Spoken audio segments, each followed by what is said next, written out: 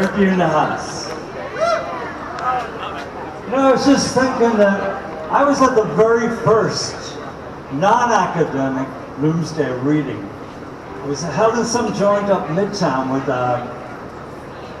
it was very dark in there with lamps on the tables, and Malachi McCourt and Frank McCourt were reading.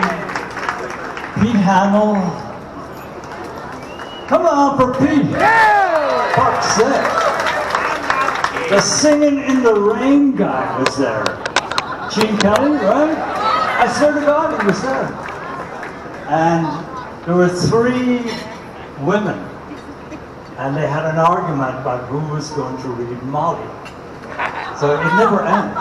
There's only one Molly. So I was asked to get up and read something, and Malachi gave me his book, and he just flicked it open, and he said, "I'll read any shit there from there, you know." And I did read any shit, and it wasn't that good. And I thought to myself, I gotta get something special. And I thought maybe I should be the first male reader of Molly. But I was thinking about Molly. I mean, she's a lot of woman-like for a little guy like me. I was thinking, I don't think I'd be able for her. And then I thought about Gerty. Because Gerty is a young lady with issues, right? And I was used to young ladies with issues back in those days. So I figured Gerty is my girl. And ever since then, I've read the fabulous Gerty. So let me set you up with Gerty. She is on Sandymount Strand in South Dublin, and she's there with Edie Boardman and Sissy Caffrey and their 3 insufferable little brats of brothers and sisters. And this is not to Gerty's liking, because she's just come through an issue, a really big issue. She was just dumped by a guy. But in Joyce, there is always redemption, because she begins to notice that there is a very sensitive-looking gentleman who is, could he be possibly giving her the eye in the distance? And Edie Boardman and Sissy Caffrey are full of their usual bullshit. They want her to run down to the Strand and do everything, whereas all she wants to do is for her to be there and in communion, spiritual communion with this beautiful-looking, sensitive, slightly older gentleman. He'd fit a lot of us around here. Not the spirituality side, but the slightly older. Now, off in the distance, because Joyce is a great setter of the table, Canon O'Hanlon is delivering, I suppose that's the word for it, benediction. Now, for all of you people out there who are not members of the one true Catholic and Apostolic Church, you're going to have to explain to your neighbors what benediction is. Okay? Because I'm not going to do it. The deputy consul, he's already shown how to do it. He's well trained, man. They sent him from Ireland, like Benedictus. So that's going on, and then quick, make it up shit and start reading. Come on, Gerty! Gerty does not take orders from Molly. What? Poor Gerty, she's always second. But sloppy seconds, right? So we're on Sandymount Strand. It is 7 o'clock or 8 o'clock. It is not raining, and it's in Ireland, so we're doing well. How moving the scene there in the gathering twilight. The last glimpse of Erin. The touching chime of those evening bells And at the same time, a bat flew forth from the ivied belfry, through the dusk hither and thither, with a tiny lost cry. And Gerty could see far away the lights of the lighthouses, so picturesque. She would have loved to do with a box of paints, because it was easier than to make a man. And soon the lamplighter would be going his rounds past the Presbyterian church grounds and along by shady Tritonville Avenue, where the couples walked and lighting the lamp near the window. For Gerty had her dreams that no one knew. She loved to read poetry. And oftentimes, the beauty of that poetry, so sad in its transient loveliness, had misted her eyes with silent tears, that the years were slipping by for her, one by one, and but for that one shortcoming, she knew she need fear no competition from the like of Edie Boardman and Sisson Catholic. And that was an accident, coming down Dalkey Hill, and she always tried to conceal.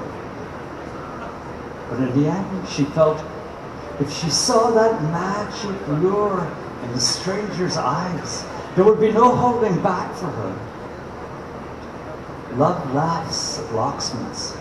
She, Gerty, would make the great sacrifice. Her every effort would be to share his thoughts. Dearer than the whole world would she be to him, and gild his days with happiness.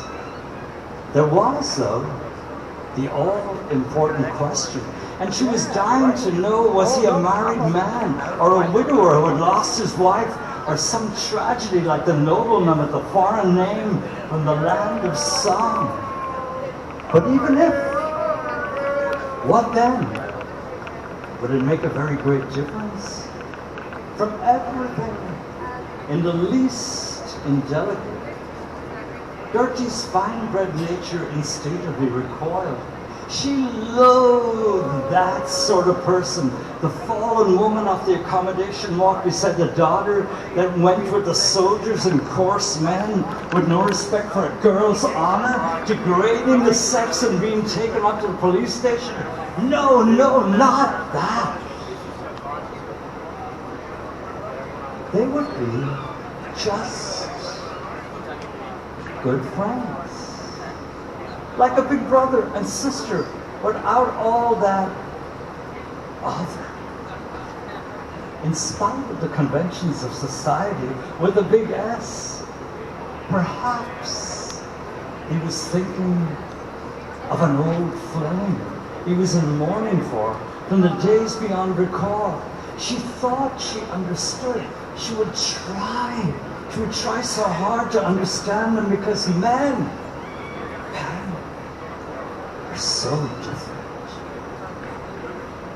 The old love was waiting with little white hands stretched out with blue, appealing eyes, hard to mind. She would follow her dream of love, the dictates of her heart that told her he was her all, the only man in the world for her, for love was the master guide. Nothing else mattered. Come what might, she would be wild, untrammeled, free. Canon O'Hanlon put the Blessed Sacrament back into the tabernacle, and the choir sang, Laudate Dominum, omnes gentes. And then he locked the tabernacle door because the benediction was over, and Father Conroy handed him his hat to put on, and Crosscat Edie asked, wasn't she coming? But Jackie Caffrey called out, oh look, Sissy! And they all looked. Was it sheep lightning? But Tommy saw too, over the trees beside the church, blue and then green and purple.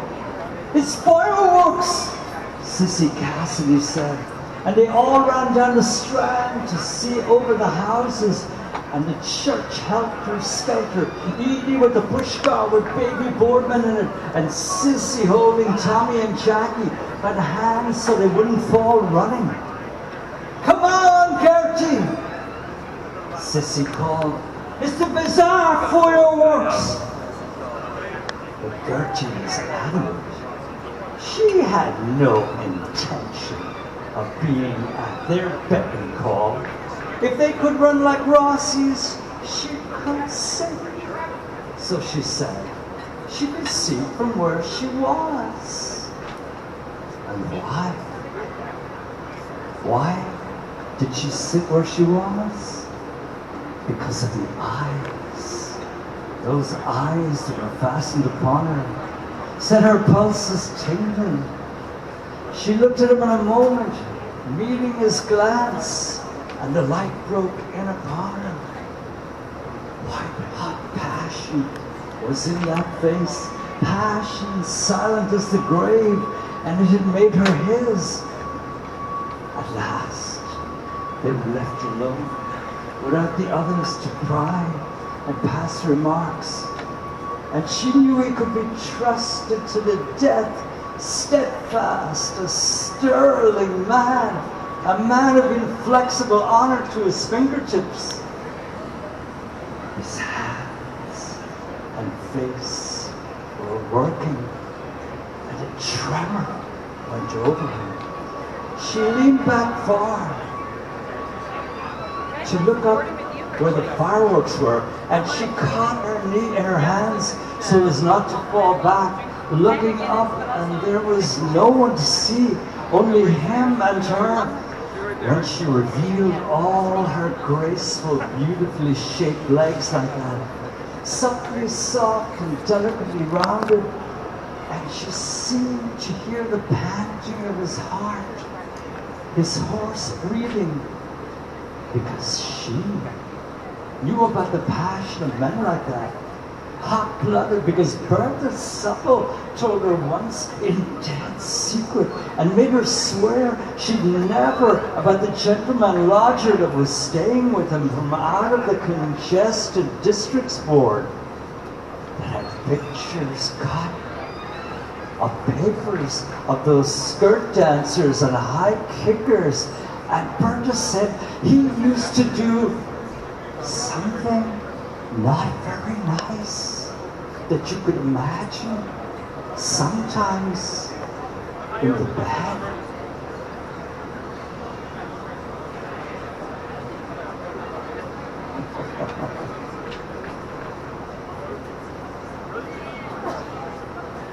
But this was altogether different from a thing like that, because there was all the difference, because she could almost feel the stranger draw her face to his, and the first quick hot touch of his handsome lips. Besides, there was absolution, so long as you didn't do the other thing before being married. And there ought to be women priests that would understand without your telling. Yeah. And Sissy Capri too sometimes had that dreamy look in her eyes, so that she too, my dear, and when you're ripping him so mad about actors' photographs, and besides, it was on account of that other thing coming on the way it did. And Jackie Capri shouted to her, look, there was another. And Gerty leaned back, and the garters were blue to match on account of the transparent. And they all saw it and shouted to look, there it was. And she leaned back ever so far to see the fireworks, and something queer was flying about to the air, a soft thing to and fro jarred. And she saw a long Roman candle going up over the trees, up, and in the tense hush, they were all breathless with excitement as it went higher and higher, and she had to lean back more and more to look up after it, high, high, almost out of sight, and her face was suffused with a divine and entrancing blush from straining back. And you could see her other things too, names of niggers, the tall fabric that caresses the skin better than those other pettiwood, the green 4 and 11 on account of being white.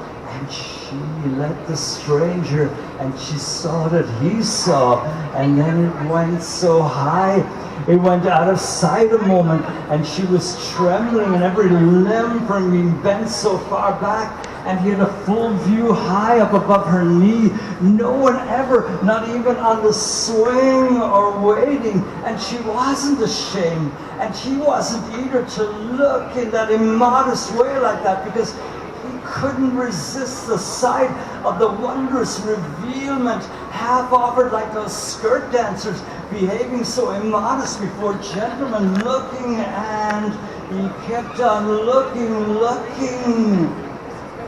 She would fain have cried to him, chokingly held out her snowy, slender arms to him, to come, to feel his lips laid on her white brow, the cry of a young girl's love, a little strangled cry wrung from her, that cry that has rung through the ages.